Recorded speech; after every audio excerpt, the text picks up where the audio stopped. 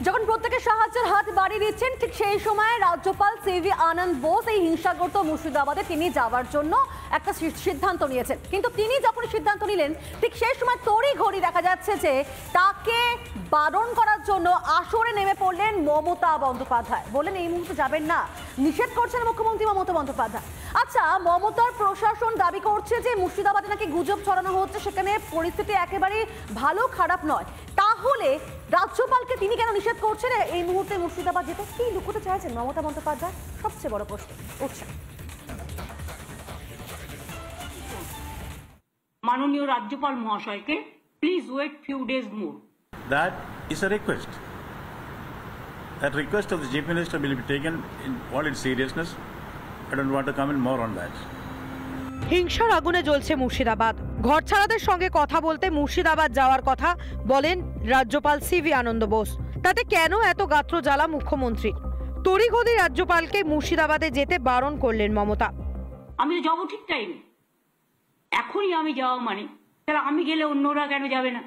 আইন তো cannot be discriminated between one to another.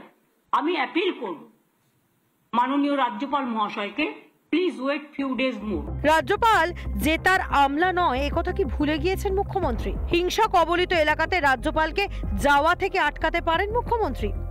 হিংসার আগুনে জ্বলছে মুর্শিদাবাদ। অন্যদিকে মেদিনীপুরে ফিতে কাটতে যাচ্ছেন মমতা।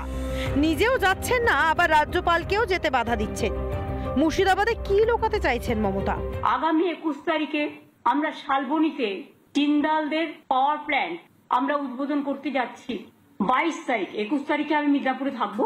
এছাড়াও 22 তারিখ বেলা 12:30টায় গড়বেতায় একটি সোলার পাওয়ার প্ল্যান্টের উদ্বোধন করছি।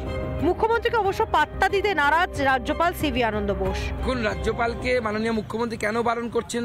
উনি কি লুকোতে চান কিছু? কারণ আমি মোথাবাড়িতে যেতে চেয়েছিলাম, আমাকে মোথাবাড়িতে যেতে দেওয়া হয়নি।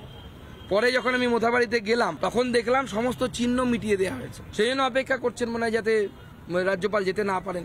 পুরো সত্যটাকে ধামাচাপা দেওয়ার চেষ্টা হবে। আমরা মাননীয় রাজ্যপালকে বলেছি, মাননীয় রাজ্যপাল আশ্বস্ত করেছেন তিনি এনাদের পাশে থাকবেন, এই ভিকটিমদের পাশে থাকবেন।